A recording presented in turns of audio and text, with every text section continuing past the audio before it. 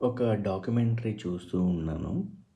అందులో ఐడియా ఏంటంటే, హైదరాబాద్‌లో ఉన్నటువంటి బిగ్గెస్ట్ బిల్డింగ్స్ అన్నిటిని దాని టాప్ ఫ్లోర్‌లోకెళ్ళేసి, అక్కడి నుంచి సిటీ వ్యూస్ ఎలా ఉన్నాయి, ఏంటి అని చెప్పి ఒక బుక్ పబ్లిష్ చేయడం అనేది ఈ ఏదైతే సో కాల్డ్ డాక్యుమెంటరీ ఉందో, ఆ డాక్యుమెంటరీ జిస్ట్ అనమాట.